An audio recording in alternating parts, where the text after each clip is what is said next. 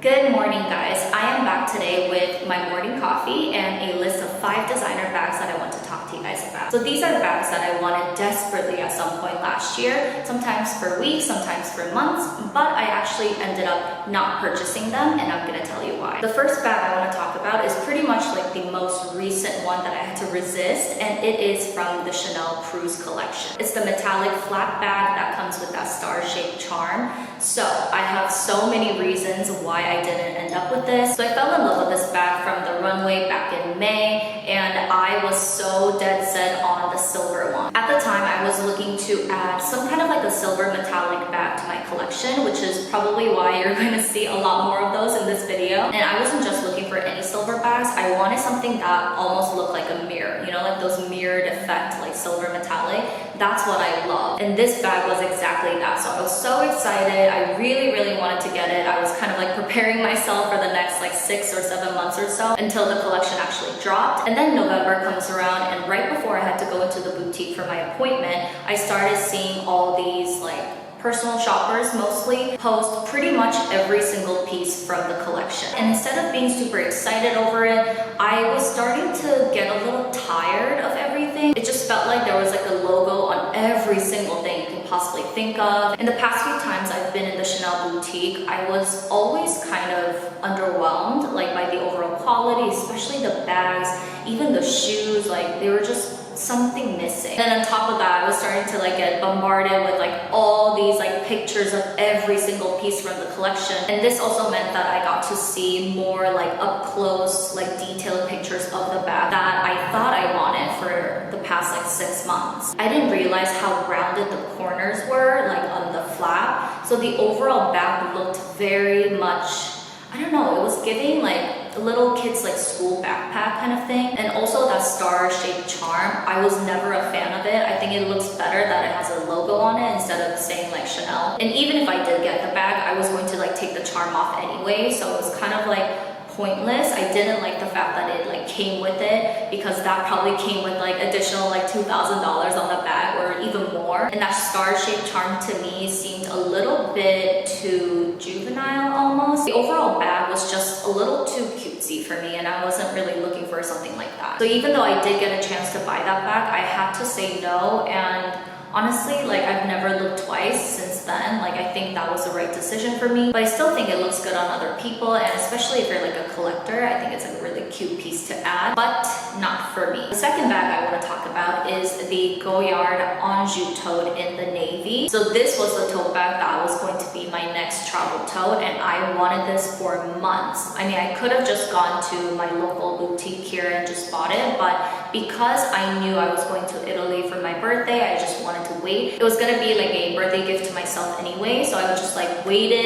and maybe I waited too long, because by the time I got to Italy, like pretty much everything was sold out. So I couldn't get the Anjou tote, which if I was given the chance, I still would like that one, but because they didn't have it and I needed like a travel tote at the time, I just went ahead with the Saint Louis tote. Instead of the navy, I went with the black version, and I think that was such a good decision. I'm so happy with that, because the navy in person looks a little too navy. I don't know how to describe it, but it pulls a little bit more blue. But don't get me wrong, it's a beautiful classic navy color. Maybe again, like I waited too long. By the time I got there, I was just kind of like, it's not as like gorgeous as I like thought it would be, and it was just not giving enough for me. And also around that time, I was starting to like toy with the idea that maybe I would like a black version,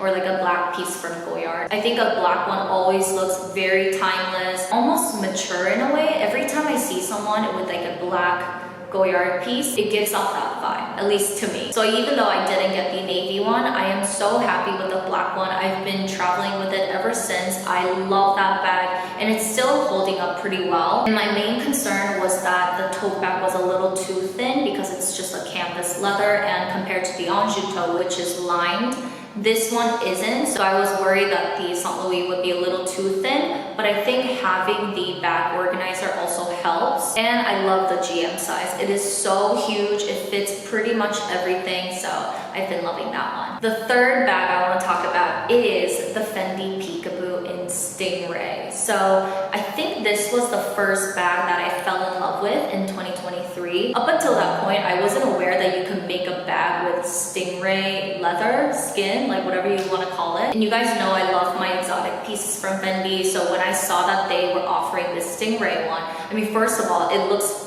really, really cool because of that texture, and the color was just so amazing. It was this beautiful blue, and I thought this was it for me. So a couple months later, I was in New York, and then I got to see that bag in person, and it felt like my heart had like shattered because the bag was just too small. You guys know that for Fendi Peekaboo, I only like the mini size, like the puffy one, not the petite issue or whatever it is. First of all, it's a little smaller than the classic mini size. It's not puffy. It's very structured on the side. It kind of looks like an accordion to me, and I don't like that look. And also, my phone does not fit. I always have iPhone Pro Max, like this is the only size I get, and my phone will just hang out like this. It doesn't go in sideways, and when you just put it like this, there's a little bit left. So that's kind of like a deal breaker for me. I don't really buy any bags that can't hold my phone. So the Stingray piece only came in that petite size, so I was really, really like disappointed by that, even though they also have this beautiful like beige, peachy beige color.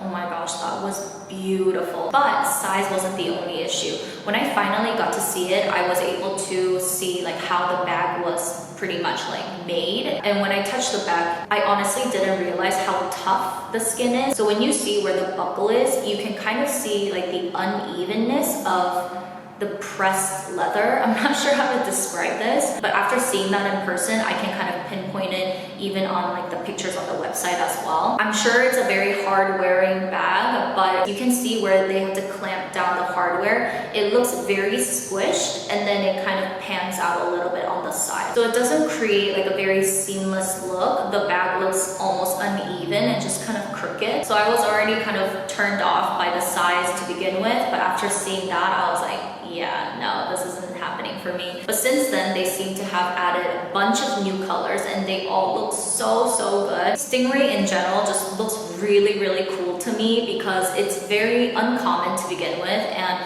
I just love the texture, and they just do this in so many delicious colors. I wish they had this in like the mini, like puffy size, but considering the nature of the skin, I don't think that's really doable, so that had to be a no for me. The next bag I want to talk about is the Bottega Jodie, especially in the mini one, and again, the silver metallic. I was obsessed with this bag around the same time as the Chanel Cruise piece. I was asking myself, like, is it time for me to add a Bottega piece? Like, should I go for a Jodie? If I did, I was gonna go for the mini size. I felt like that was like the most practical one for my frame, for my height, and I just felt like it was gonna be the most versatile. But then I heard someone say that when you look at a Bottega Jodie, it kind of almost screams like 2023, 2022, and that like completely turned me off, because even though like Bottega is supposed to be like timeless or whatever, in recent years I feel like the design and everything has been a bit too overdone because everyone seems to have one, especially the Jodie. So it felt a little too trendy for me. And if I already think that this is trendy, I knew I was going to get sick of it. So I waited it out, and then one day I just stopped thinking about it. So that was kind of like an indicator that it was never meant for me. I'm starting to appreciate more Bottega pieces, but every time I'm about to like buy something, I always have second thoughts. I don't know what it is about this brand and me, but every single time. So I'm gonna wait until I finally find a piece that gives me butterflies, because I know that I love it. The last bag I want to talk about is the Celine Triomphe bag in the sequin. Again, I know it's like a silver bag. I told you I had like this obsession with like silver bags last year. Similar to the Bottega Jodie, I wanted to add a piece to my collection, but I just wasn't sure like which color to go with until I saw the sequin version.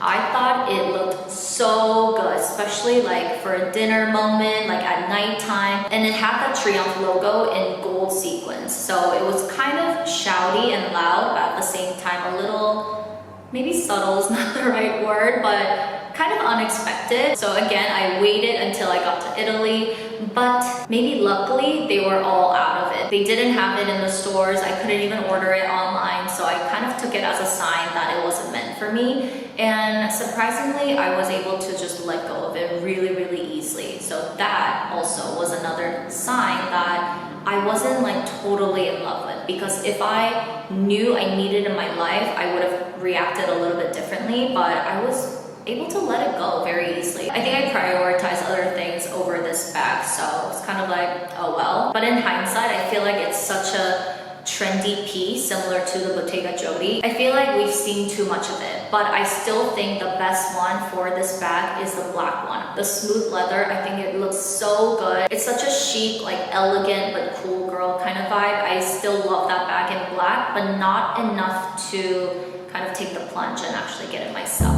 So those are the 5 designer bags that I'm really glad I didn't buy in 2023. I really hope you guys enjoyed this video. Thank you as always